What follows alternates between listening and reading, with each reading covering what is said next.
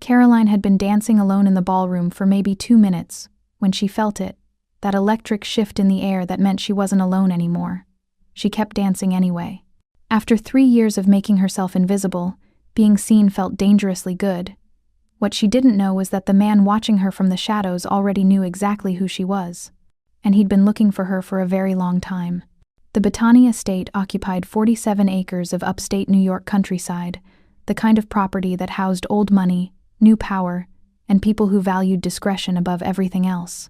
Caroline Johnson couldn't normally afford to breathe the air in a place like this. But 6 months ago, Ashley had gotten her the maid position after Caroline's third failed interview at yet another accounting firm. That had been 183 days ago.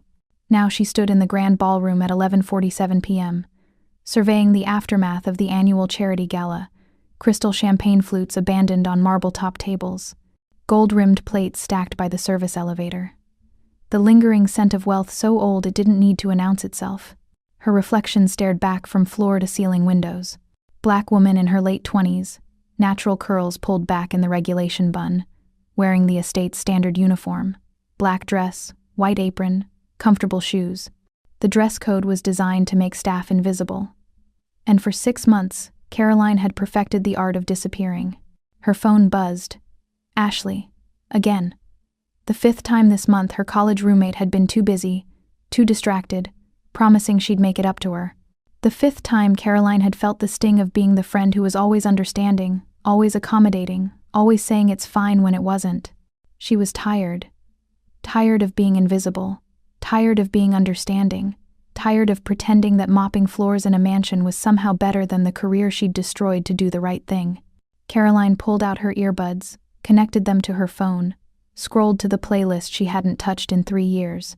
The one labeled Times Before Everything Went Wrong *. The music started. Something with a beat that made her hips move before her brain could object. Something that reminded her of nights when she'd been Caroline Maxwell, forensic accountant, the woman who could trace money through any system, who'd been called brilliant, who'd had a future. She started clearing the table, but her body was already responding to the rhythm. A sway, then another. Her shoulders rolled, her hips followed. The champagne flute in her hand became part of the movement as she placed it on her tray. And then she forgot about the tray entirely. Caroline Johnson, invisible maid, professional ghost, woman who'd spent 3 years making herself small, began to dance. Not the kind of dancing you do at clubs to be seen. The kind you do alone in your apartment when you think no one's watching. When your body remembers what it felt like to be free, to be confident, to take up space without apologizing for it. Her eyes closed. The ballroom disappeared. The uniform didn't matter. The champagne flutes and marble floors and borrowed wealth all faded away. There was just the music, just the movement, just her body remembering how to feel alive. She spun slowly, her arms lifting, her head tilting back. The chandelier light caught in the crystals above her, throwing fractured rainbows across her brown skin. Her hips moved in ways the uniform was never designed to accommodate. Fluid, sensual, unconsciously graceful. The natural curls she'd pinned back were coming loose, framing her face in a way that made her look younger, less guarded. For 2 minutes, maybe 3, Caroline forgot to be invisible. And then she felt it. That electric shift in the air, the weight of attention, the sensation of being watched that makes your skin prickle with awareness. She should stop. Should snap back to professional Caroline, the maid who keeps her head down and finishes her work and never, ever draws attention to herself. Instead, she kept dancing. Because after 3 years of making herself invisible, being seen felt dangerously good. In the doorway, Nico Batani stopped breathing. He'd come downstairs at 11:45 to check on the cleanup progress before his 1 a.m. conference call with Tokyo. His insomnia meant late nights were productive nights. He wasn't expecting her. The new maid. The one he'd barely noticed in the 6 months she'd been on staff. Ashley had hired her. Something about being an old friend who needed work. He'd signed off without paying attention because he trusted Ashley's judgment, and he had more important things to worry about than domestic staff. But now, she was moving through his ballroom like she owned it. Like the marble floors were hers. Like the chandeliers existed solely to light her performance. Her eyes were closed, her lips slightly parted, her body moving with a confidence that had absolutely nothing to do with cleaning champagne flutes. The uniform should have made it mundane. Instead, it made it more erotic. The contrast between the practical dress and the way her body moved underneath it. Every curve, every roll of her hips, every graceful extension of her arms. Nico's hands clenched at his sides. He'd built an empire on control, on reading people, on maintaining distance between want and action. But watching her dance, this woman who was supposed to be invisible, who'd spent 6 months avoiding eye contact in staff meetings, he felt control slipping away like water through his fingers. For 90 seconds, he stood frozen in the doorway, watching with the kind of want that made rational thought impossible. The kind that made his pulse hammer and his mind go somewhere dark and possessive and entirely inappropriate for an employer watching an employee. Then she turned. The chandelier light caught her face fully. High cheekbones. Full lips. Skin like polished mahogany. Eyes still closed, lost in whatever music was playing through her earbuds. And Nico's entire world tilted sideways, because he knew that face. Not from staff meetings or household schedules or the forgettable blur of domestic employees who kept his estate running. He knew it from news coverage. From a trial he'd followed obsessively 3 years ago. From the woman who'd fascinated him then. Brilliant, brave, self-destructive in her commitment to truth. Caroline Maxwell, the forensic accountant who'd testified against her own firm in the Whitmore fraud case, who'd sent her mentor to federal prison, who'd destroyed her career to expose corruption, who'd disappeared from public life after the trial ended and the news cycle moved on to the next scandal. She'd been here, in his house, invisible, for 6 months. The lust didn't disappear with recognition, it intensified, because now he knew. She wasn't just beautiful, she was brilliant. She wasn't just graceful, she was gutsy enough to burn her entire professional life down for principle. And she'd been hiding extraordinary competence beneath a maid's uniform in his own house. Nico Bettani had been looking for someone with her expertise for 2 years. Someone who understood financial crimes. Someone who wasn't bound by conventional ethics. Someone brave enough to operate in the gray zones where law and justice didn't always align. And she'd been here the entire time. Caroline spun again, still lost in her private dance. Still unaware she was being watched. Still moving like she'd forgotten the weight of shame and failure and professional death. Nico should announce himself. Should clear his throat. Should give her the dignity of privacy. Instead, he memorized the way she moved. The arch of her back. The extension of her fingers. The way her head tilted when the music hit a certain beat. He cataloged it all with the same intensity he brought to business negotiations and strategic planning. Because he'd already made his decision. By morning, Caroline Johnson's life as an invisible maid would be over, and Caroline Maxwell's resurrection would begin. Welcome back, my beautiful souls and kindred spirits. Before we start, go ahead and subscribe, like, and share where you're watching from. It always warms my heart to see our little storytelling family stretch across the world. Every click, every comment, every bit of love you give helps us keep uncovering these unforgettable stories together. So find your quiet place.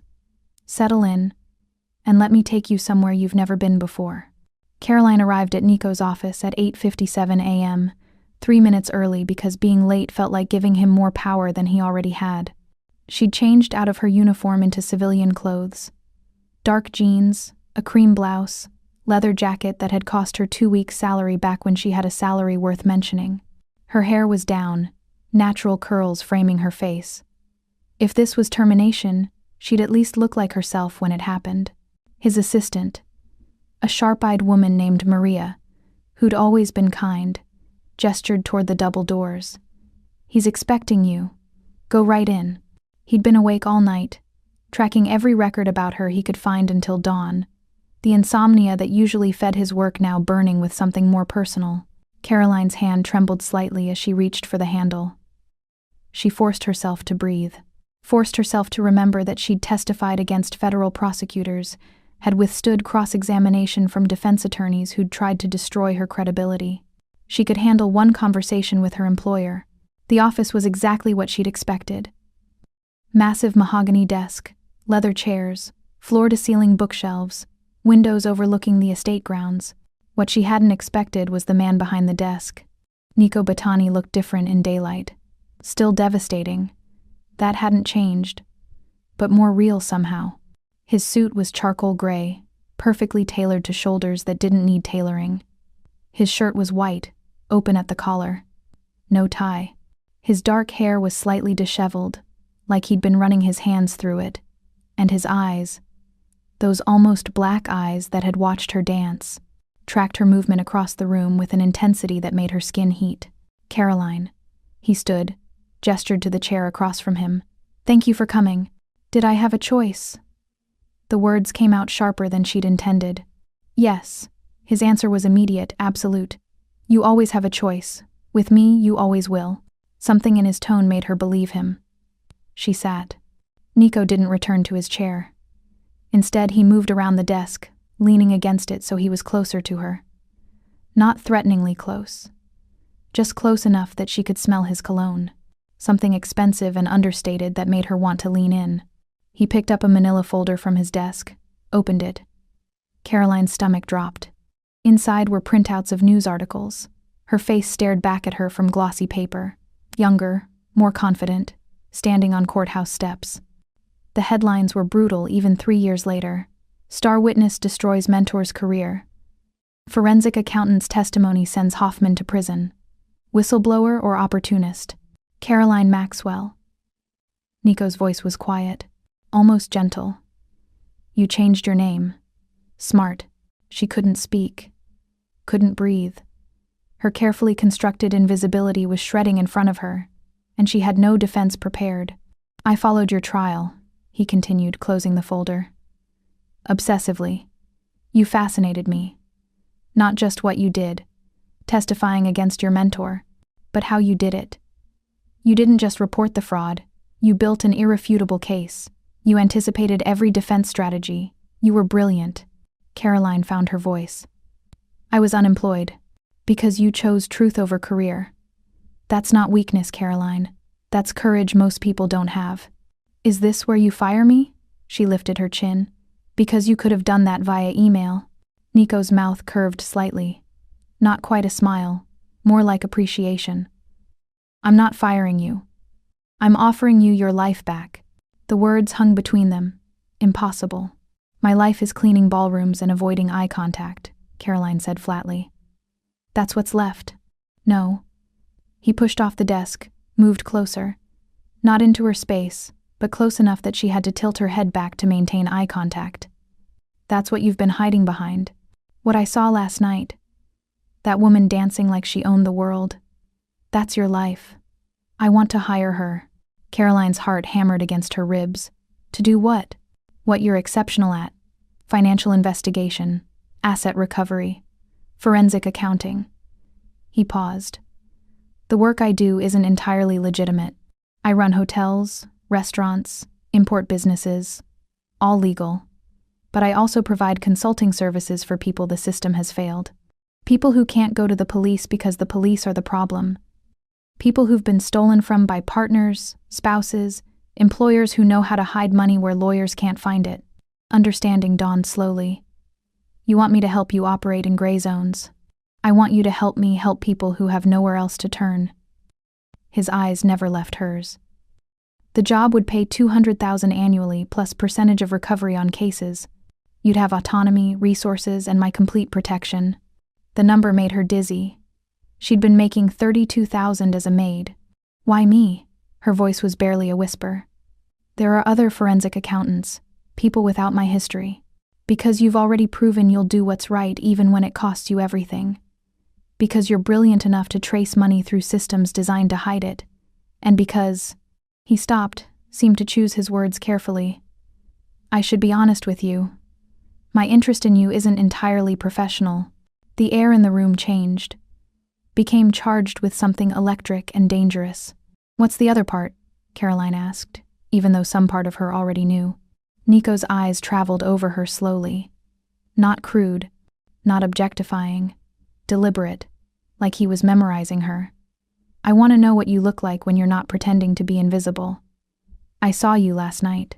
Confident, free, alive. That woman is who I'm hiring. not the maid who keeps her head down, and I'm attracted to her. Intensely. I thought you should know that before you decide. Caroline should stand up, should walk out, should report this to HR. Except Ashley was HR, and Ashley had ghosted her last night like she'd ghosted her 100 times before. Instead, she asked, "If I take the job, does the attraction become a problem?" "Only if you want it to." His honesty was disarming. "I won't act on it without your invitation, but I won't lie about it either. I want you, Caroline. Professionally, absolutely. But also personally, physically, in ways that have nothing to do with work. I'm telling you so there's no confusion, so you can make an informed choice." Her mouth was dry. "And if I turn this down?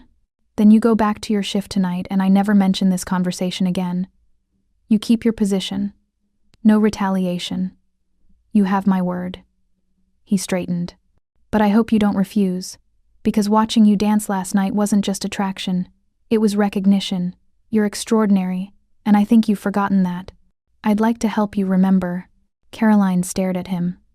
This man who'd watched her in her most unguarded moment, who knew her worst professional failure, who was offering her everything she'd lost: career, money, purpose, while admitting he wanted more than just her skills. It should terrify her. Instead, she felt something she hadn't felt in 3 years: possibility. "I need time to think." Her voice was steadier than she felt. "Take all the time you need." Nico reached into his pocket, pulled out a business card, held it out to her. When she took it, their fingers brushed. The contact was brief, accidental, and sent electricity racing up her arm. His eyes darkened slightly, like he'd felt it too. Caroline stood, tucked the card in her jacket pocket, walked to the door, paused with her hand on the handle, glanced back. He was watching her. Still. Always. With that intensity that made her feel exposed and seen in equal measure. "Caroline," his voice stopped her. "Whatever you decide, thank you for dancing. It's been a long time since anything surprised me. You did." She left without responding, but her heart was racing as she walked through the hallways of the estate. Past the other staff. Past the guest rooms and formal dining areas. To her small room on the 3rd floor where the help lived.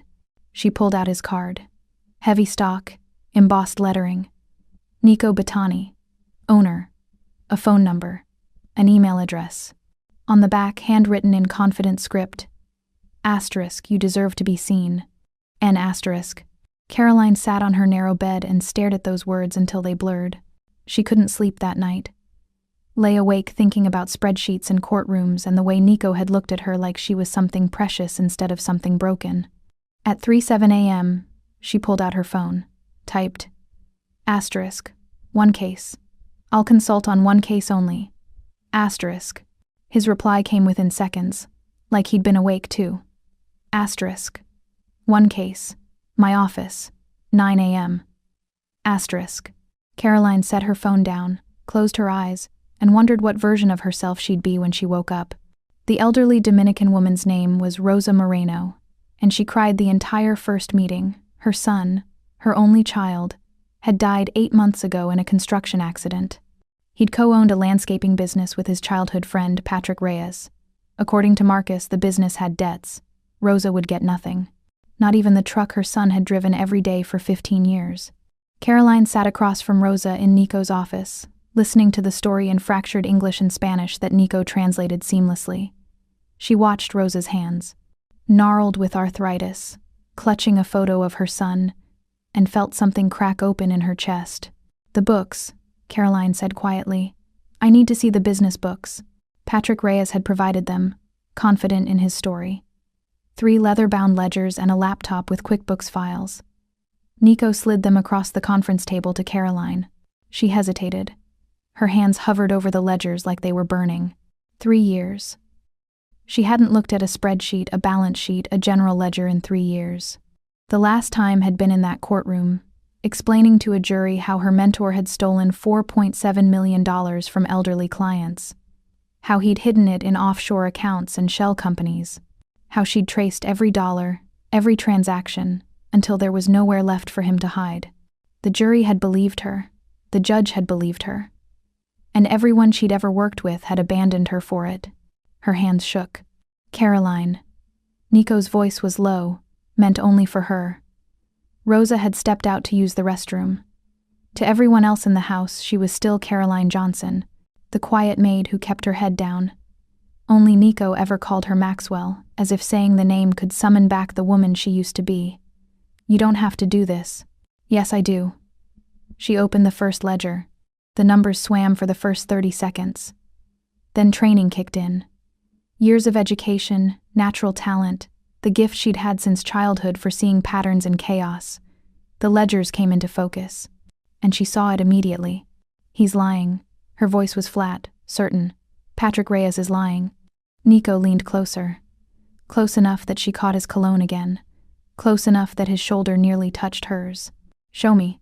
Caroline's fingers flew across the laptop keyboard, opening files, cross-referencing entries. Look, income deposits here, $47,000 in April. But the corresponding invoices show $63,000 in completed work. Where's the other $16,000? Explain it to me like I'm not a forensic accountant. His voice held respect, genuine interest. He wasn't patronizing her. He wanted to understand. Marcus is skimming. See this. She pointed to a series of transfers. He's moving money to a personal account before it hits the business books. Small amounts. Nothing that would trigger audits. But over 18 months, it adds up. She worked for 4 hours straight. Barely noticed when Nico brought her coffee, exactly how she took it, though she'd never told him. Barely noticed when he sat beside her, watching her work, asking questions that sharpened her thinking instead of interrupting it. When she finally leaned back, she had the complete picture. $340,000, she said. Marcus has stolen $340,000 from his dead partner's widow. He's hidden it across 3 accounts. One in his name, one in his wife's name, one in a business entity that doesn't exist except on paper. Nico's smile was sharp and dangerous. Can you prove it? I already have. She turned the laptop toward him. Complete documentation, timeline, paper trail, everything you need. He looked at her like she'd performed a miracle. You're remarkable. Heat crept up Caroline's neck. She wasn't used to praise anymore. Wasn't used to anyone looking at her work with admiration instead of suspicion. What happens now? She asked. Now we visit Patrick Reyes. The confrontation happened in Marcus's office. A strip mall space between a nail salon and a tax preparation service. Caroline watched Nico work with the same fascination he'd watched her trace money. He wasn't violent, didn't threaten, didn't raise his voice. He simply laid out Caroline's documentation on Marcus's desk and said, You have 48 hours to return the money, all of it. Or I turn this over to the district attorney, and Rosa sues you in civil court. You'll lose the business, your home, and probably your freedom.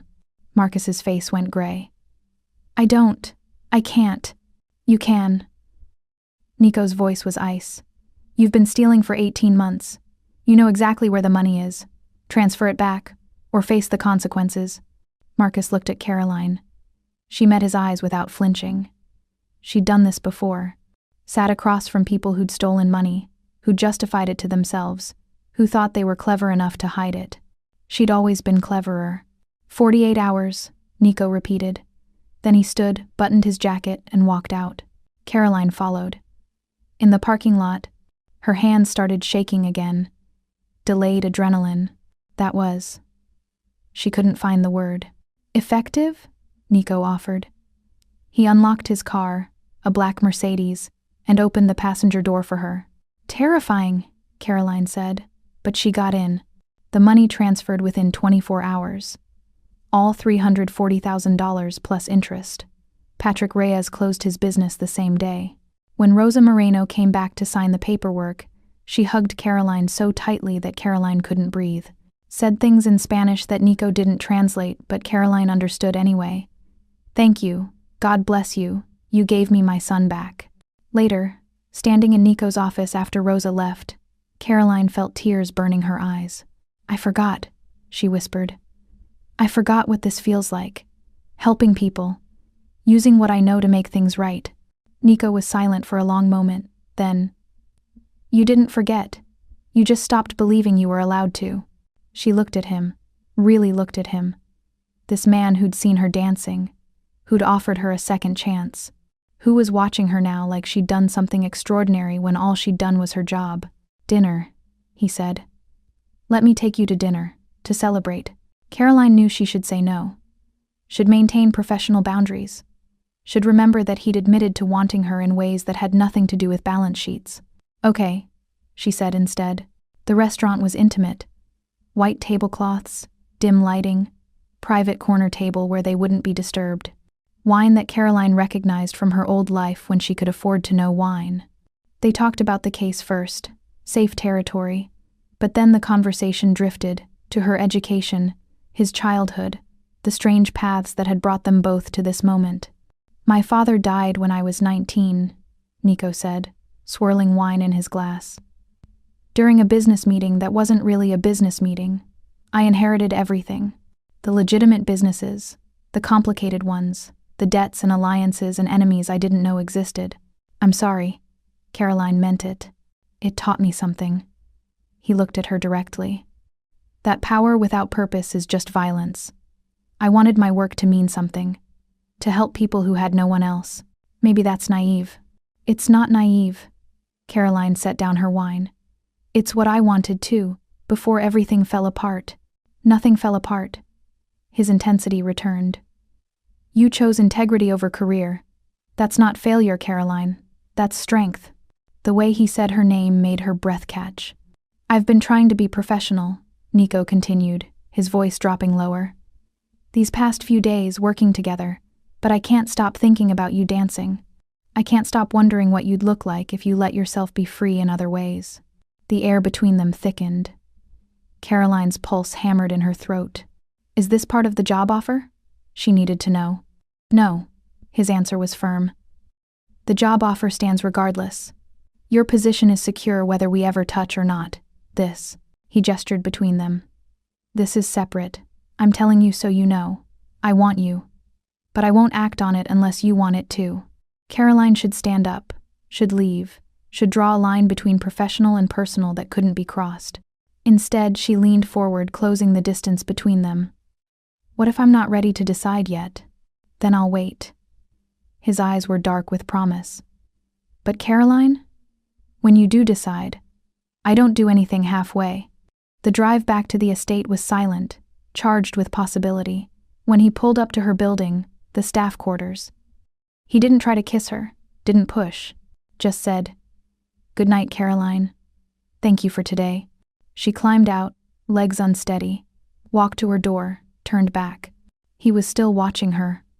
Always watching. Caroline went inside, closed the door, and leaned against it. Her entire body hummed with want and fear in equal measure. She'd made her choice. She just needed to be brave enough to act on it. The second case arrived 3 days later. Cryptocurrency fraud. A yoga instructor in Brooklyn whose ex-boyfriend had stolen her savings and converted it to Bitcoin. The woman, Jade, had screenshots of wallet addresses but no idea how to trace the transactions. "I can do this," Caroline said when Nico presented the case. He studied her. "It's technically complicated. Blockchain analysis. You'd need to." "I know what I'd need to do." She was already reaching for the documentation. "I've handled crypto cases before. When she'd been Caroline Maxwell, rising star at Whitmore and Associates. When complex cases were exciting instead of triggering. She didn't realize the difference until she was 3 hours deep into the blockchain data, staring at transaction chains on Nico's second monitor in his private office. It was after midnight. The estate was silent except for the soft sound of his keyboard. He was working on something else, giving her space but staying nearby. The numbers started swimming. Caroline blinked hard, tried to refocus. But the screen blurred, her chest tightened, her breathing accelerated. No. Not now. She'd been doing so well. 3 days of work without incident. 3 days of feeling competent again, of remembering why she'd loved this profession. But her body wasn't listening to logic. Her hands trembled. Her vision tunneled. She stood abruptly, chair scraping. "Bathroom." The word came out strangled. She didn't wait for Nico's response, just walked quickly to the attached bathroom, locked the door, and fell apart. The panic attack hit like a freight train. Her breathing turned ragged, hyperventilating. Her hands shook violently. The bathroom tiles spun. Flashbacks slammed into her. The courtroom, Bradley Hoffman's face when the verdict was read, his daughter crying in the gallery, the reporters outside asking how it felt to destroy a man who'd been like a father to her. Caroline pressed her back against the wall, slid down to the floor. She couldn't breathe, couldn't think. The numbers and the courtroom and the testimony all tangled together until she didn't know what was memory and what was present. A knock on the door. "Caroline." Nico's voice, calm but urgent. "I'm fine," she managed. The lie was obvious. "Open the door." "No. Just give me a minute." Silence. Then, "I'm coming in. It's locked." The lock clicked. Of course he had keys to his own bathroom. The door opened, and Nico stood there, taking in the scene. Caroline on the floor, tears streaming, shaking like she'd shatter into pieces. He didn't hesitate, didn't ask permission. Just entered the small space and crouched in front of her. "Look at me," he said quietly. "Just me. Not the screen, not the case. Just my eyes." She tried, failed. The panic was too strong. Nico took her hands, gently, carefully, and pressed them flat against his chest. "Feel that? My heartbeat. Breathe with it. In for 4 counts. Hold for 4. Out for 4. His heartbeat steady and strong under her palms. Real, present, alive. "In," he counted. 2, 3, 4. Hold. 2, 3, 4. Out. 2, 3, 4.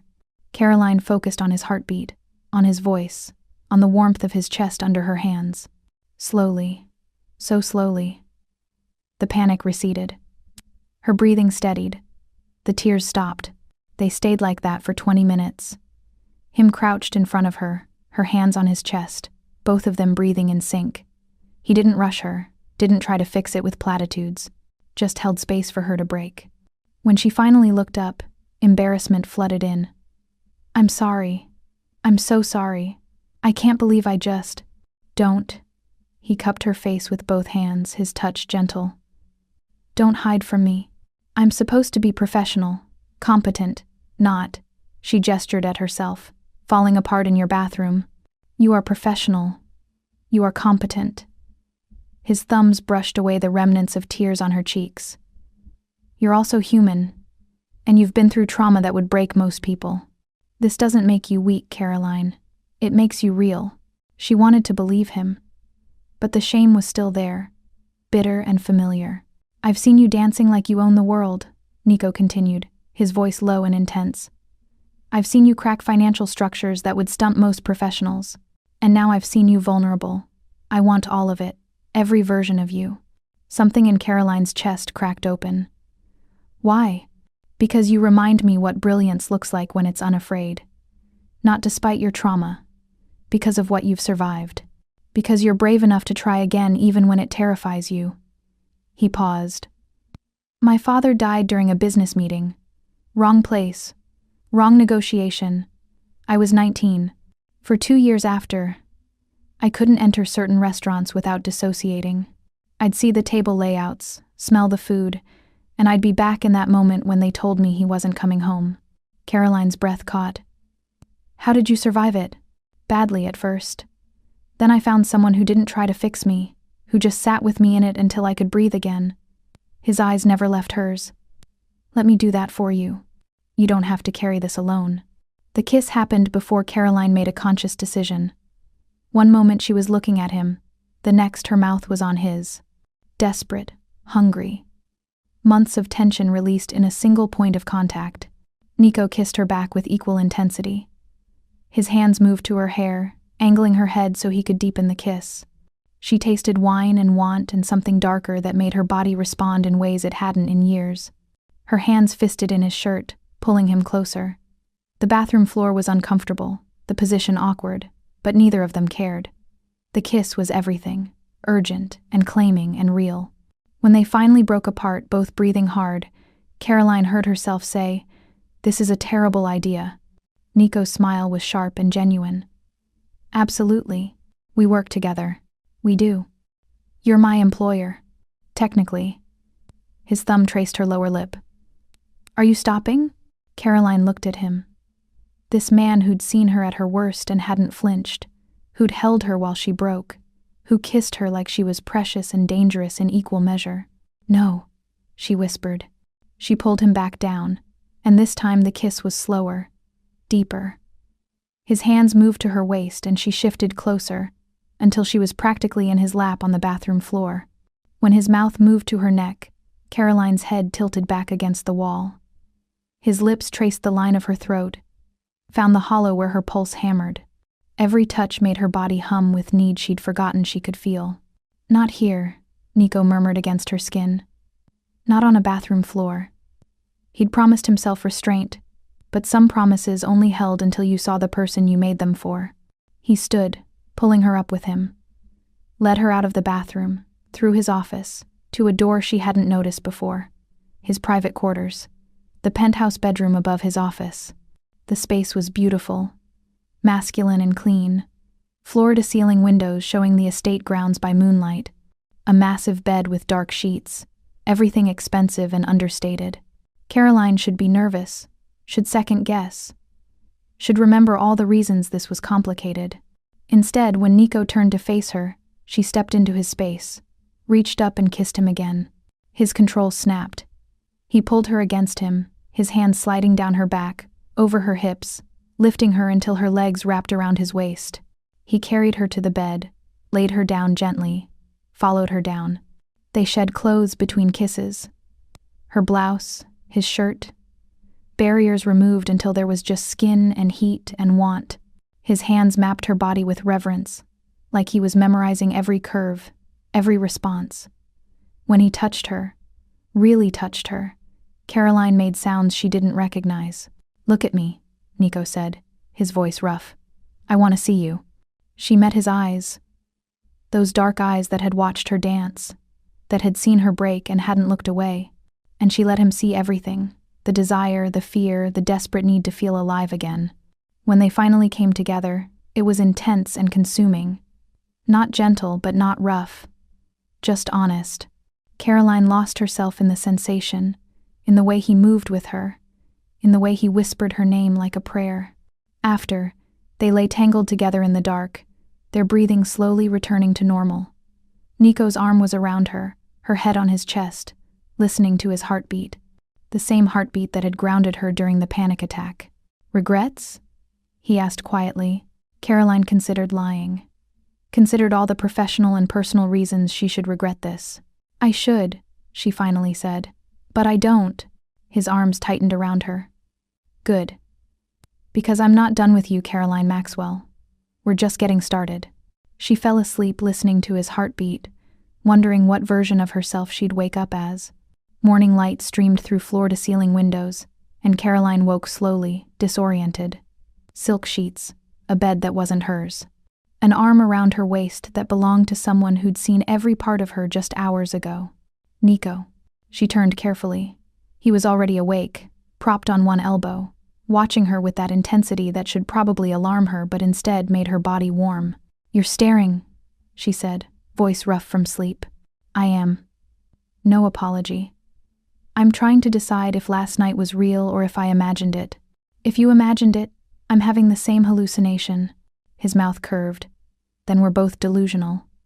He traced a finger down her arm, raising goosebumps. Regrets in the daylight? Caroline thought about it honestly. About professional boundaries and power dynamics, and all the ways this could complicate her newly resurrected career. About how she'd promised herself she'd never be vulnerable again, never let anyone see her break. I should, she said, but I don't. Something in his expression softened. We need to talk about what this means. I know. Caroline sat up, pulling the sheet with her. The room looked different in daylight. Still beautiful, but real. Lived in. Books on the nightstand, a coffee cup on the dresser. This was his private space, and she was in it, naked, having a conversation about boundaries. Nico sat up too, seemed to choose his words carefully. I want to be clear about something. Last night doesn't rewrite your worth here, he said. You earned this long before you ever touched me. You're not here because we slept together. You're here because you're exceptional at what you do. But we did sleep together. Caroline needed to name it. And you're technically my employer. That's complicated. It is. He didn't disagree. Which is why I'm proposing we establish some boundaries. What happens in this room stays private. The staff can't know. Not because I'm ashamed, but because it protects you. If this ends badly, I don't want your professional reputation damaged again. The thoughtfulness of it surprised her. You've thought about this. I've thought about nothing else since I watched you dance. His honesty was disarming. I want you, Caroline, both versions. The brilliant analyst and the woman who moves like music is salvation. But I won't let wanting you hurt you, so we establish rules. At work, we're professional. In private, we're… What? Lovers? Partners? Employer with benefits? Honest, Nico said. We're honest about what we want and what scares us. No games. No pretending this is casual when it isn't. Caroline pulled her knees to her chest, wrapped her arms around them. I don't know if I can do this. Sustain this level of intensity. I've been numb for 3 years. Feeling this much is terrifying. So we'll be terrified together. He moved closer, not touching but near enough that she felt his warmth. You don't have to do this alone. That's what I'm offering. Partnership, professional and personal. Whatever you need. Whatever pace you need to set. And if I need space sometimes, if I have another panic attack and need to hide, then you hide, and I wait. But you don't disappear entirely. You don't make yourself invisible again. His eyes held hers. That's my only rule. You can need distance, but you don't get to vanish. Deal? Caroline extended her hand. Deal. He took it. But instead of shaking, he pulled her forward and kissed her.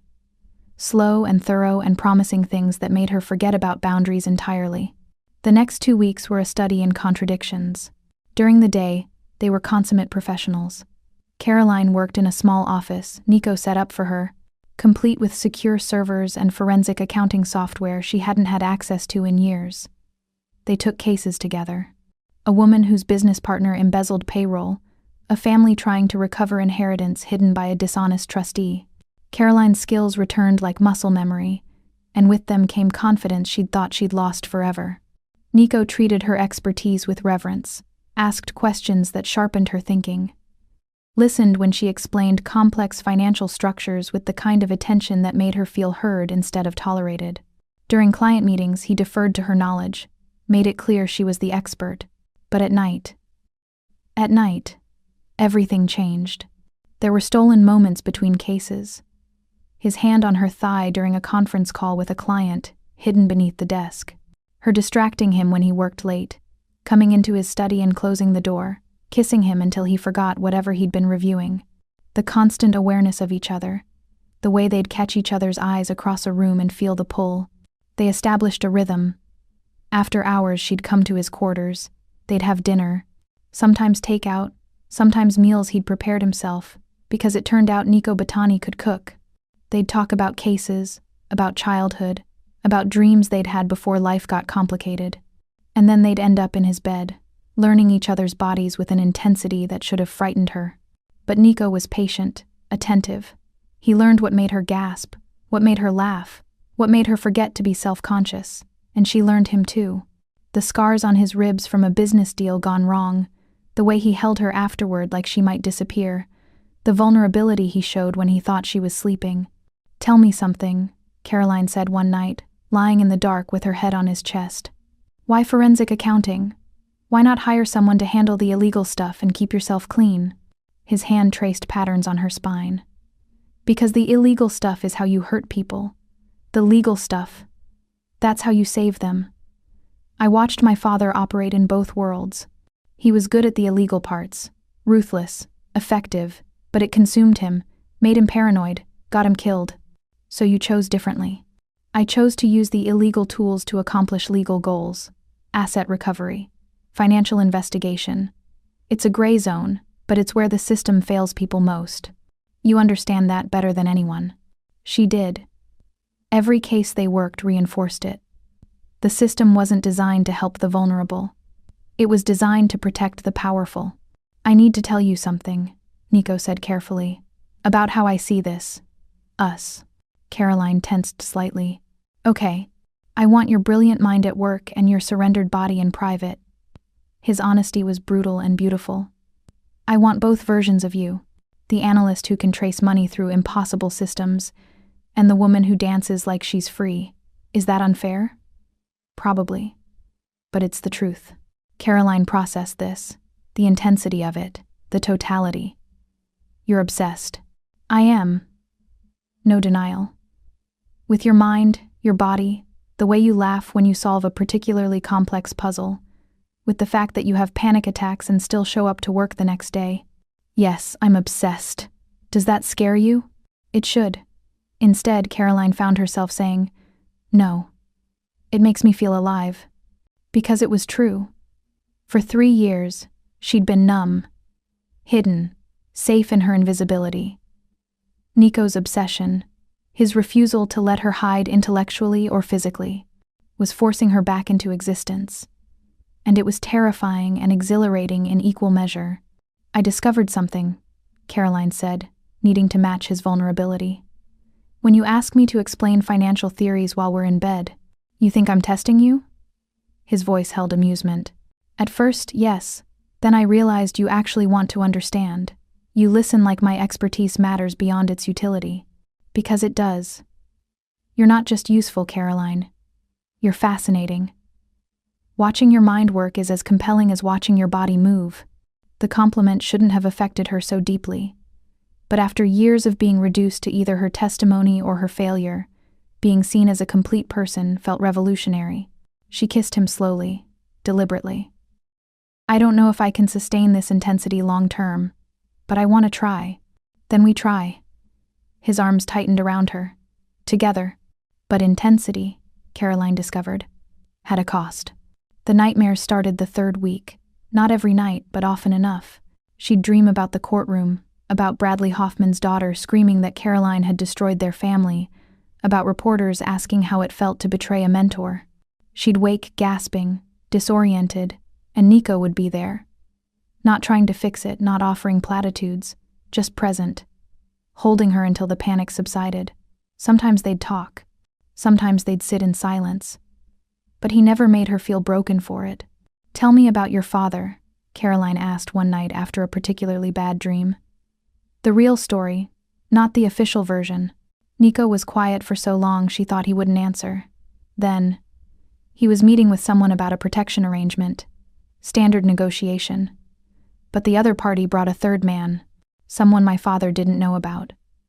Insurance, they said. My father tried to leave. They wouldn't let him.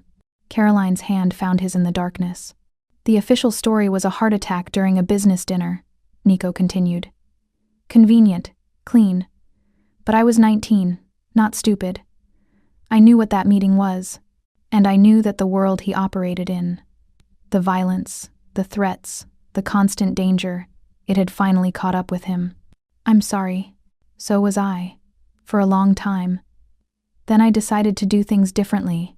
Use the connections, the resources, the knowledge, but apply it to helping people instead of hurting them. Maybe that's idealistic. It's not. Caroline shifted closer. It's what I wanted too. To use my skills to expose corruption, protect vulnerable people. That's why I testified. And it cost you everything. Not everything. She kissed his shoulder. I'm here. With you. Doing work that matters again. That counts for something. In the dark, Nico's voice was rough with emotion. You don't have to sustain this intensity alone. That's what I'm here for. When it's too much. When the work triggers you. When the nightmares come. When you need to hide. You don't have to do it alone. You understand? Caroline realized she was crying. Not from sadness, but from relief. I don't know how to not be alone. I've been alone for 3 years. I know. But you're not anymore. That's what this is. Partnership. Real partnership. Where we see each other completely. The brilliant parts and the broken parts. All of it. She fell asleep like that, held by someone who'd seen her worst moments and hadn't turned away. Who wanted her genius and her vulnerability in equal measure. Who made her feel like being seen wasn't dangerous. It was salvation. Ashley had texted once after the article about their first case ran. an apology wrapped in nostalgia that came months too late to matter. The woman's name was Elena Rodriguez, and she sat across from Caroline with the kind of exhaustion that came from years of fighting a system designed to protect the powerful. Her ex-husband, a hedge fund manager with political connections, had hidden their marital assets so thoroughly that 3 lawyers and 2 private investigators had failed to find them. Meanwhile, Elena worked 2 jobs to support their children while he lived in a Tribeca penthouse and vacationed in the Maldives. "I know the money exists," Elena said, her voice flat from repeated telling. "I saw the statements before he filed, but his forensic accountant made everything disappear. The court says there's nothing to recover." Caroline reviewed the documents. Offshore trusts, shell companies in the Cayman Islands, corporate structures so complex they looked deliberately designed to frustrate investigation. She recognized the work: sophisticated, expensive, and almost certainly legal. Almost. "There's a way," Nico said from his position by the window. He'd been quiet during most of the meeting, letting Caroline lead, but it requires accessing accounts we don't technically have authorization to view. Caroline's stomach dropped. "Meaning what?" Elena asked. "Meaning we'd need to use methods that wouldn't hold up in court," Caroline said carefully. "We could find the money, document where it's hidden, but the evidence itself would be inadmissible." "But you could find it?" Elena leaned forward. "You could prove he's lying?" "Yes." The word felt like confession. After Elena left with promises to consider their options, Caroline stood at the window, arms crossed, staring at the city without seeing it. "You're angry," Nico observed. "I'm conflicted." She turned to face him. "I testified against my mentor because he broke the law. Because rules mattered more than loyalty or convenience. Now you're asking me to do exactly what I condemned him for." "No." Nico moved closer, his intensity focused entirely on her. "I'm asking you to recognize that sometimes the law fails people. That following rules can be another form of violence when those rules protect abusers. That's rationalization. That's what every corrupt accountant says before they help vulnerable people instead of stealing from them." His voice stayed level, but something sharp edged underneath. "Your mentor stole from elderly clients to enrich himself. This is recovering stolen assets from someone who's weaponizing the legal system. You see the difference. The law doesn't see the difference. Then maybe the law is inadequate." He stopped an arm's length away. "You can refuse. Elena will find someone else, someone with fewer ethical constraints. And her ex-husband will keep his money while she works herself to exhaustion. That's the moral choice you're defending." Caroline's hands clenched. "Don't manipulate me." "I'm not."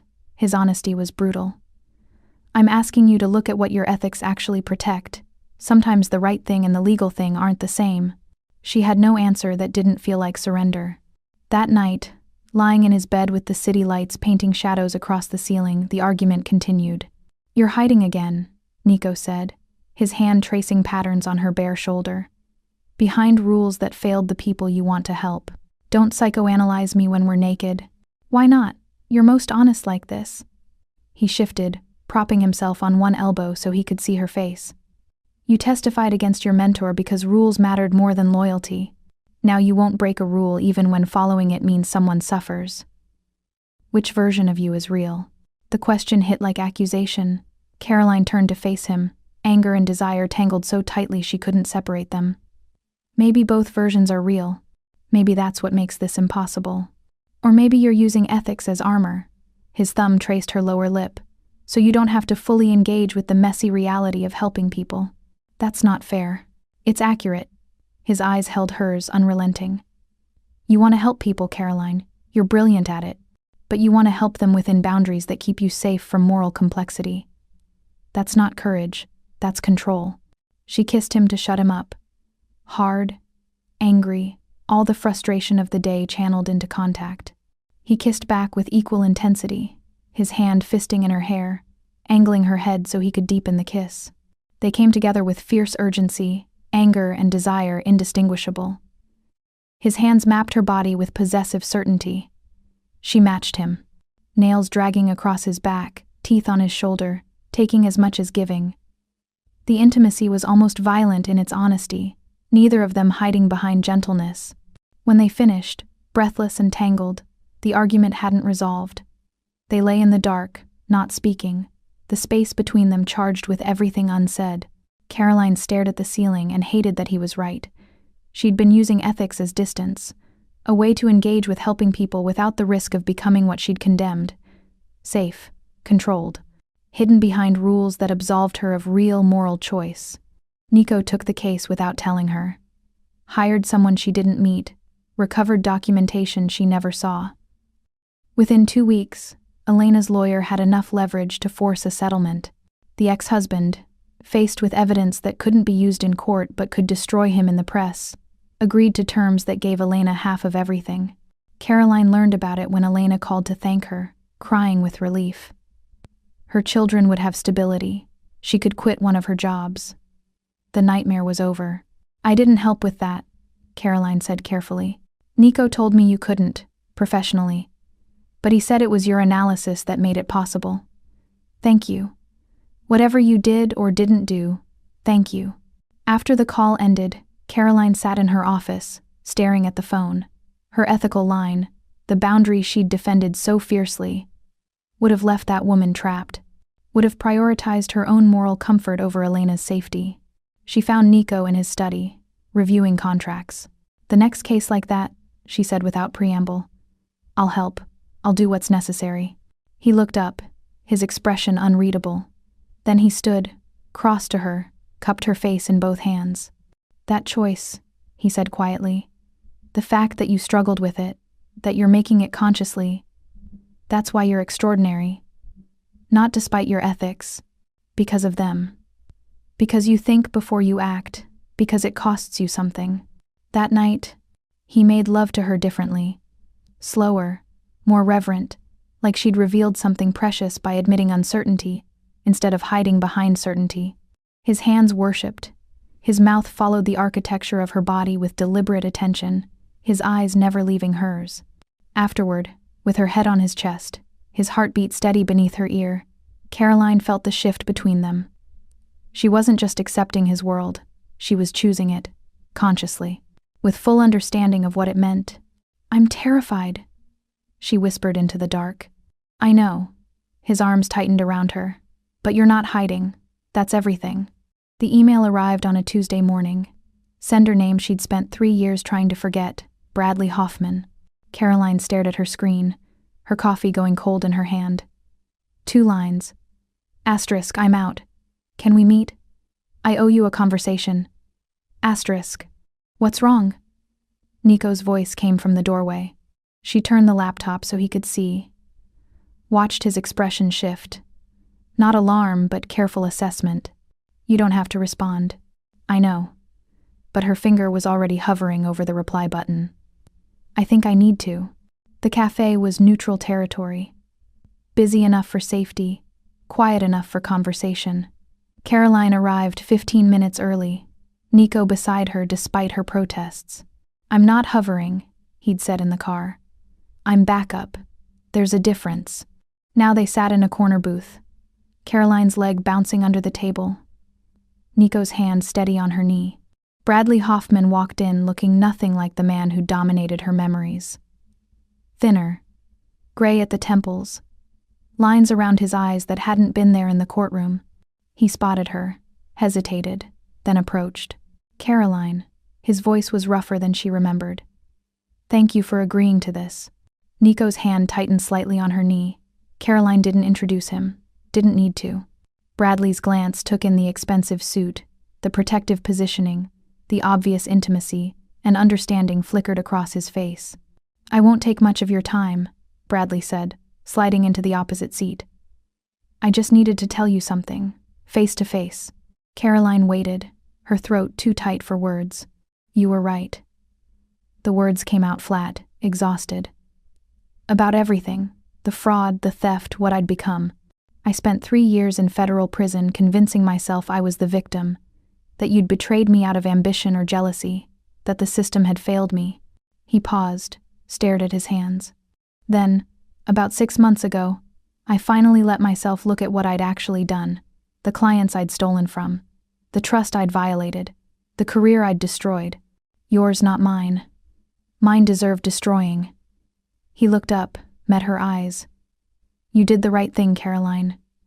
You tried to tell me before you reported it. You gave me the chance to come clean. I chose to fight instead. Caroline's vision blurred. I'm working as a bookkeeper now, Bradley continued. For a nonprofit in the Bronx. Helping people file taxes, manage small business accounting, basic work, honest work. It's what I should have been doing all along. He reached into his jacket, pulled out a business card, slid it across the table. I'm not asking for forgiveness. I'm not asking for anything. I just needed you to know. You didn't ruin my life. You interrupted me from ruining more lives, including my own. The dam broke. Tears Caroline had held for 3 years spilled over, hot and unchecked. Nico's arm came around her shoulders, solid and grounding. I'm sorry, Bradley said quietly. That it cost you everything. That the system punished the whistleblower instead of protecting her. That's not on you. That's on all of us who made you pay for doing what was right.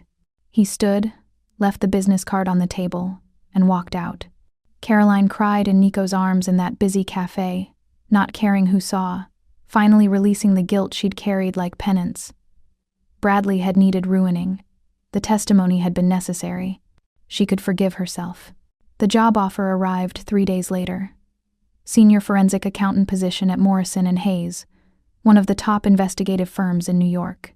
6-figure salary, full benefits, complete professional rehabilitation. They'd followed her consulting work, they explained in the formal letter. They'd heard impressive things.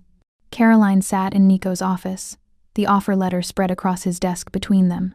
You should consider it, he said, his voice carefully neutral. You want me to take it?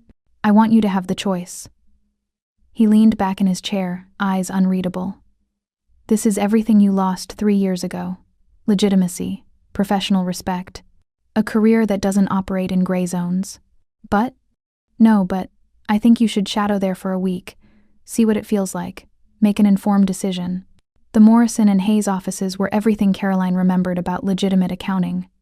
Glass and steel, ergonomic chairs, compliance protocols, structured hierarchy, professional, ethical, safe. She shadowed senior accountant Marcus Webb for 5 days, watched him work cases that mattered, corporate fraud, embezzlement, asset recovery, all within legal boundaries, all billable at premium rates, all helping clients who could afford $300 hourly fees. On the 3rd day, a woman called asking for help. Her business partner had stolen from their shared account. She couldn't afford the retainer. Marcus was sympathetic but firm. Firm policy required payment up front. Caroline thought about Elena, about Rosa Moreno, about all the cases she and Nico had taken on contingency because the clients couldn't pay. On the 5th day, Marcus invited her to lunch, made the formal offer over salads. We'd love to have you on the team, he said.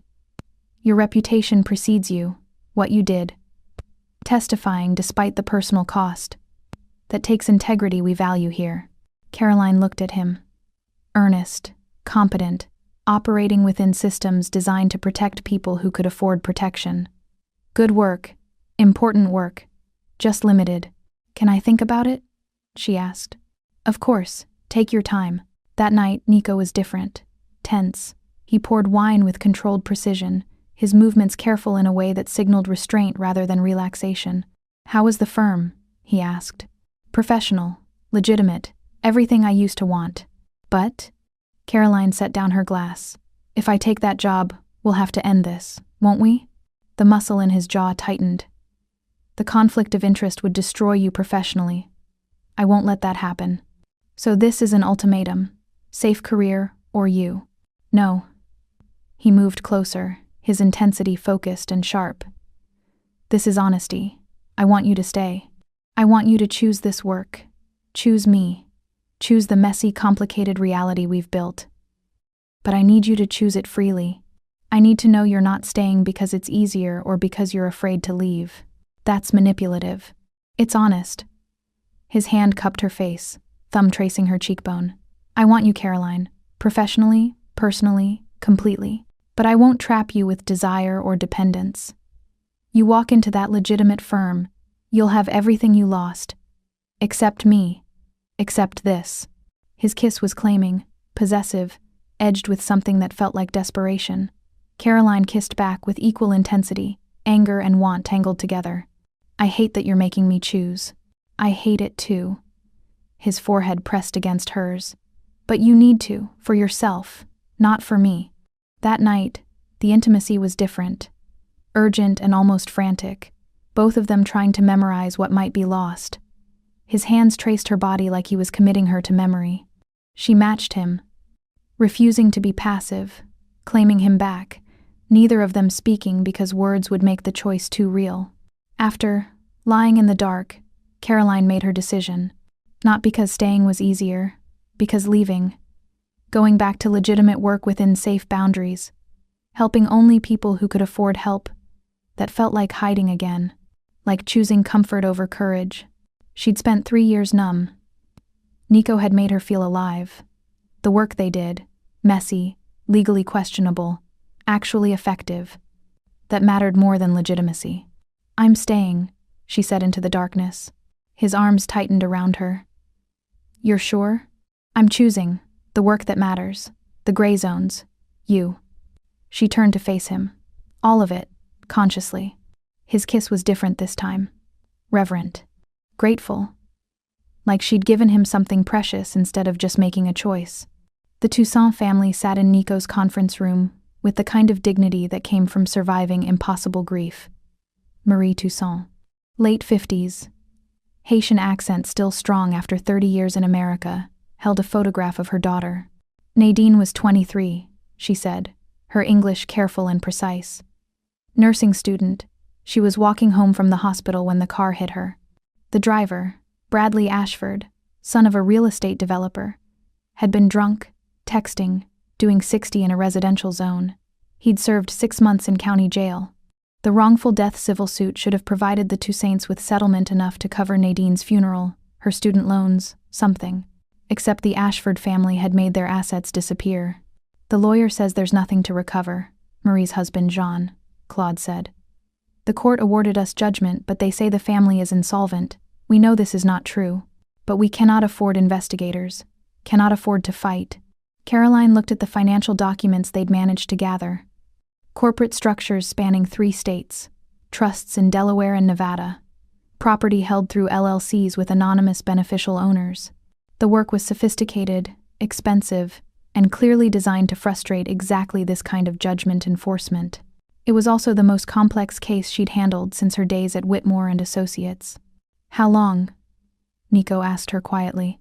Caroline studied the documents, her forensic accountant brain already mapping connections. 3 weeks, maybe 4, if I can access the records I need. You'll have everything, whatever you need. The investigation consumed her. Caroline worked 16-hour days, tracing corporate registrations and property transfers, following money through shell companies and nominee shareholders. Nico worked beside her, not doing the analysis but supporting it. Coffee at 3 in the morning, questions that sharpened her thinking. The steady presence of someone who believed she could do this. They fell into rhythm. Professional partnership seamless and total. She'd explain a particularly complex corporate structure, and he'd ask exactly the right question to help her see the pattern. He'd review contracts while she mapped transactions, both of them working in companionable silence, broken only by occasional insights. The sexual tension was constant, but delayed. His hand on her thigh during a late-night review session, a promise of later. Her leaning against him while reviewing documents, feeling his breath catch. Stolen kisses in the elevator between meetings. The awareness that when they finally had time, the release would be intense. 2 weeks in, Caroline found the first major asset. A vacation property in Vermont held through a trust with Jean Ashford's college roommate as nominee trustee. She mapped the connection, documented the ownership chain, felt the familiar rush of pieces falling into place. "There's more," she told Nico that night. "This is just the start." By the end of week 3, she'd uncovered it all. Real estate in 4 states. Investment accounts held through family trusts. Corporate ownership stakes buried in LLCs. $2.3 million in assets the Ashford family had claimed didn't exist. The breakthrough came at 4 in the morning on a Saturday. Caroline stared at her screen, seeing the final connection that made everything clear. and laughed. Exhausted, triumphant, slightly hysterical, Nico looked up from his own work. "You found it. All of it." She turned the screen toward him. "Every asset, every structure, every lie. I can prove the insolvency claim is fraudulent." He crossed to her, pulled her up from the chair, and kissed her hard. "You're extraordinary." They presented the documentation to the Toussaint's lawyer on Monday morning. Watch the attorney's expression shift from skepticism to amazement as he reviewed Caroline's analysis. "This is meticulous," he said. "This is going to force settlement." 2 weeks later, the Ashford family agreed to pay the full judgment rather than face additional fraud charges. The Toussaints walked out of the lawyer's office with a check that wouldn't bring their daughter back but would honor her memory, pay off her student loans, establish a scholarship in her name. Marie hugged Caroline so tightly her ribs compressed. Said something in Creole that Caroline didn't understand but felt anyway. Outside, standing in the parking lot, Caroline realized she was shaking. Not from panic this time. From release. 3 weeks of intensity. Of pushing herself professionally in ways she hadn't since the trial. Of reclaiming not just her skills but her confidence in them. "You did that," Nico said quietly. "You gave them justice the system couldn't." But 2 days later, a quiet inquiry came from a federal IP address. Caroline stared at the subject line. Asterisk, re, Toussaint v. Ashford financial documentation. Asterisk. She didn't open it. Instead, she deleted the email, cleared her trash folder, and sat with the weight of what she'd just done. She'd crossed the line, not just philosophically, but practically. And covering her tracks made her complicit in ways that went beyond consultation. That night felt like celebration and reckoning together. Champagne in his penthouse, Manhattan lights spreading below them like promise. The 3 weeks of delayed tension finally given permission to release. He undressed her slowly, reverently, his hands mapping the body he knew intimately, but approached like discovery anyway. She matched his intensity, refusing to be passive, claiming him back with equal hunger. When they came together, it was both familiar and new. The comfort of knowing each other, combined with the electricity of truly seeing each other. After, tangled in expensive sheets, the city lights painting patterns across their skin, Nico pulled her close. "I need you to know something," he said, his voice rough with honesty. "This started because I wanted you. That hasn't changed. I still want you constantly. But it's not just that anymore. I need you. Your mind, your ethics, your courage. You make me better. The work we do is better, because you're part of it." Caroline's chest ached with the weight of being seen so completely. "You make me feel alive. For 3 years I was numb, hiding, surviving. You wouldn't let me hide. Not my intelligence, not my body, not my capacity to feel. I was terrified of you. I'm still terrified. But I choose this. I choose you. I choose the messy, complicated, legally questionable work that actually helps people." His kiss was answer and promise together. They made love again. Slower this time, less urgent, both of them taking time to memorize what they'd built together. But later, while he slept, Caroline lay awake thinking about that deleted email, about the line she'd crossed, about the person she was becoming in the gray zones. She wasn't hiding anymore. But she wasn't sure she recognized herself either. Morning light found them tangled together, exhausted and satisfied. Caroline woke to find Nico already awake, watching her with that intensity that should probably concern her but instead made her feel precious. "I turned down the Morrison and Hayes offer," she said without preamble. "Formally, yesterday." His expression shifted. Relief and something deeper. "Are you sure? Stop asking me that." She propped herself on one elbow. "I'm sure. I spent 3 years punishing myself by hiding. You didn't let me hide. Not my intelligence, not my body, not my capacity to feel things. You've been obsessed with me, and it should scare me. But it doesn't. Because your obsession sees me completely. All the broken parts and all the brilliant parts. I'm not defaulting. I'm choosing. I'm choosing the work that matters, and I'm choosing you." His response was a bruising kiss, claiming, possessive, grateful. "Then you're mine. Professionally and personally. I don't share, Caroline." "Good." She kissed him back with equal intensity. Neither do I. Within a month, they'd formalized what had been operating informally. Botany Maxwell Consulting, a legitimate business entity operating in creative legal gray zones. They'd filed under a broad consulting and recovery license. An accountant's sleight of hand that kept regulators satisfied without revealing purpose. They specialized in asset recovery for clients. The traditional system failed. Took cases on contingency for people who couldn't afford upfront fees. Nico provided capital and connections. Caroline provided expertise and legitimacy. The first day in their new office, a renovated brownstone in Carroll Gardens. Nico pulled her into the private office, locked the door. "This is ours," he said, backing her against the desk. "Everything we build from here, we build together, equal partners. Equal partners who can't keep their hands off each other. That's not a flaw in the business model." His mouth found her neck. "That's a feature." They christened the office with intense, desperate intimacy. Her perched on the desk, his body between her thighs, both of them aware this was marking territory, claiming space, making official what had started with her dancing in his ballroom. But 3 days later, an article ran in the business section. Caroline found it over morning coffee. Asterisk the shadow accountants. Anonymous sources question. Unorthodox recovery methods. Asterisk.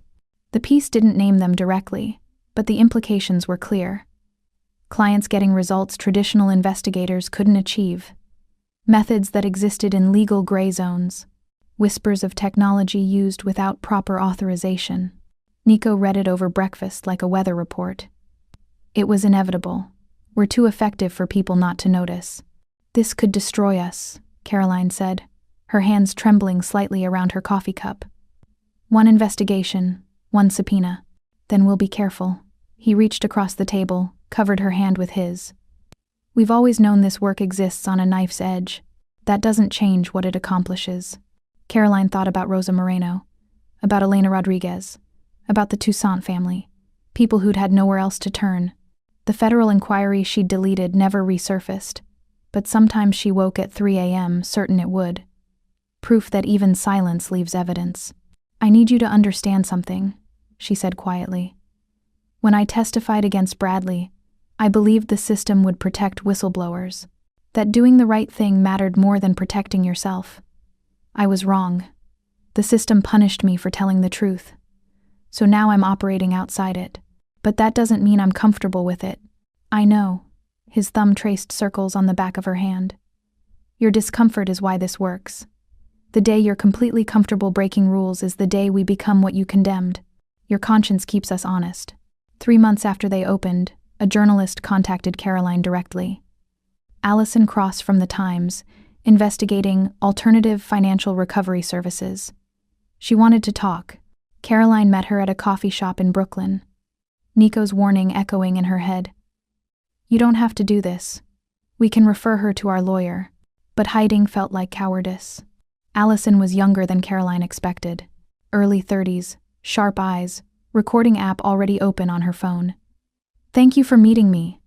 I've been following your career since the Whitmore trial. That was 3 years ago. I'm not that person anymore. Aren't you?" Allison leaned forward. Caroline Maxwell testified because the system failed. Now she operates in gray zones because the system still fails. "That's the story I'm interested in." They talked for 2 hours. Caroline didn't incriminate herself or Nico, but she didn't hide either. She talked about clients who couldn't afford $300 hourly rates, about assets hidden so thoroughly that legal discovery missed them, about the choice between following rules that protected abusers or breaking rules that helped victims. "So you're admitting you operate outside legal boundaries?" Allison asked. "I'm admitting the legal boundaries are inadequate." Caroline met her eyes. "The system is designed to protect people with resources. Everyone else gets platitudes about justice. I chose to be useful instead of ethical. Maybe that makes me a hypocrite, but it helps people who have nowhere else to turn." The article ran 2 weeks later, not a hit piece. Allison had written something nuanced, questioning whether legal frameworks serve justice or protected power. Caroline and Nico were named, their work described, their clients' testimonials included. The response was immediate. 3 new client calls within hours, 2 lawyers threatening investigation. One message from Bradley Hoffman. Asterisk proud of you. You're doing what I should have. Using your skills to help instead of hide. B asterisk. That night, Caroline stood on the back deck of the brownstone they now shared, watching the city lights. Nico came up behind her, wrapped arms around her waist, and they stood in comfortable silence. No regrets? He asked. Caroline thought about the legitimate career she'd turned down, the safe path she'd rejected, the decision to operate in gray zones, to let herself be seen completely, to trust someone enough to be vulnerable. None, she said. This is exactly where I'm supposed to be. 6 months later, they hired Maya Torres. 25. Brilliant. Recently fired from a Big Four accounting firm for questioning ethics violations she'd discovered. Caroline saw herself in Maya's guarded intensity, her need to prove herself, her fear that one mistake had ended her career. It hasn't, Caroline told her during the interview. It's just redirected you somewhere you might actually help people.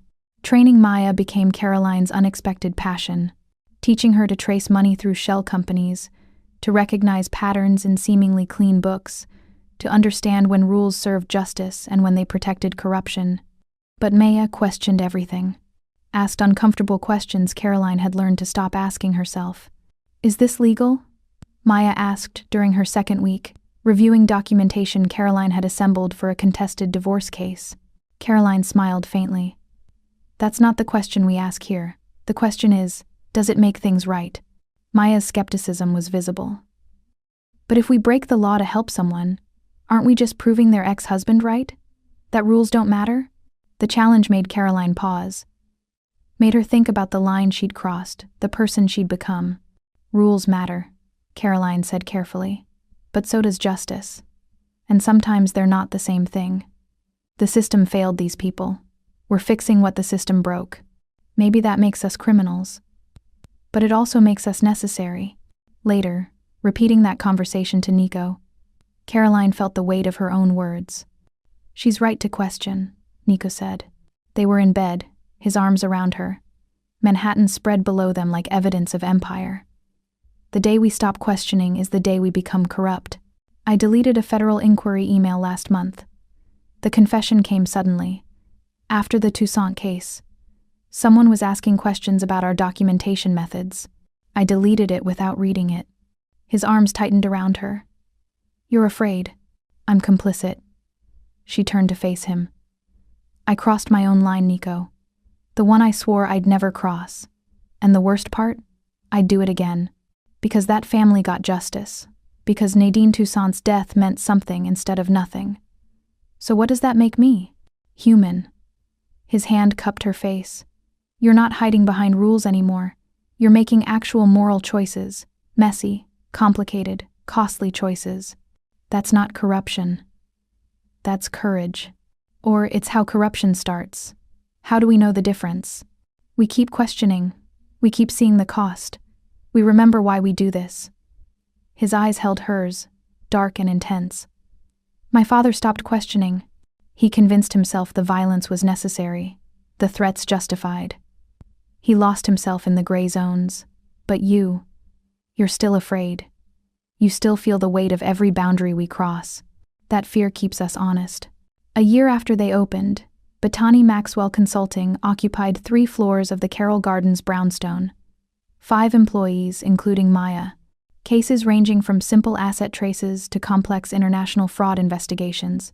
A reputation for getting results traditional investigators couldn't. Caroline stood in the conference room late one evening, reviewing financials with Nico. Business licenses on the wall. Her restored professional credentials beside them. She'd successfully petitioned to reclaim her original name, to stop hiding behind the alias she'd adopted in shame. We're legitimate, she said, almost wondering. Strange how that works. We operate in gray zones, but we're registered, licensed, paying taxes. That's the beauty of it. Nico came up behind her, arms sliding around her waist. We exist in the space between legal and illegal. We help people the system fails, but we do it through structures the system recognizes. Does that make it better or worse? It makes it sustainable. He turned her to face him. We're not criminals, Caroline. We're people who understand that law and justice aren't always the same thing. We've built something real here. Something that matters. She kissed him slowly, deliberately. I never want to lose this. The work that matters. The partnership. You. You won't. His response was fierce. We built this together, equal partners in every way. My obsession with you hasn't dimmed. It's deepened. I look at you during client meetings and still can't breathe. I watch you work and fall more in love with your mind. I hold you at night and wonder how I existed before you. Love? The word caught her off guard. Love. No hesitation. I'm in love with you, Caroline. Have been since I watched you dance. But I'm in love with all of you now. The genius and the trauma, the courage and the fear, the woman who testifies against mentors, and the woman who deletes federal emails to protect people. All of it. Tears burned her eyes. I love you too. I didn't think I could feel this much after everything. But you made me feel alive. You made me believe being seen completely wasn't dangerous. It was necessary. That night, their intimacy was different. Tender and fierce together. Celebration and promise combined. His hands worshipped her body with familiar reverence. She met him with equal passion, neither of them hiding, both of them completely exposed. After, tangled in sheets, the city lights painting patterns across their skin, Caroline felt the rightness of it. They'd built an empire on moral complexity, on choosing to help instead of hide, on refusing to let the system's inadequacy become an excuse for inaction. 3 years ago, she'd been invisible. A maid hiding from her past, convinced she'd destroyed her only chance at meaningful work. Now she was Caroline Maxwell again. Forensic accountant, business owner, partner in every sense of the word, seen completely by someone who loved her, not despite her complexity but because of it. Sometimes the best decisions are the reckless ones, she murmured into the dark. Nico's arms tightened around her. And sometimes being seen is exactly what you need to feel alive. They'd built something together in the gray zones. Professional empire and personal salvation intertwined. It wasn't perfect. It wasn't entirely legal. But it was real, and it mattered, and it helped people who had nowhere else to turn. Caroline fell asleep listening to his heartbeat, the same rhythm that had grounded her during her first panic attack in his bathroom. The same steady presence that had held her while she broke and rebuilt herself. She wasn't hiding anymore. She was exactly where she was supposed to be. Seen, wanted, loved, and whole. Building empire in the shadows. Dancing in the light. And somewhere beyond the light, the shadows waited. Proof that even the cleanest empire leaves a trace. If this story made you feel something, if Caroline's resurrection resonated, if Nico's obsession felt both dangerous and right, if their partnership in the gray zone spoke to something in you, drop a comment telling me your favorite moment. Share this with someone who believes in second chances and dangerous love. And remember, you deserve to be seen completely. Broken parts, brilliant parts, all of it. That's not just romance. That's revolution. This is Caroline and Nico's story. A dance in the dark that became a partnership in the light. Thank you for listening. Until next time, keep choosing the reckless thing. It might just save you.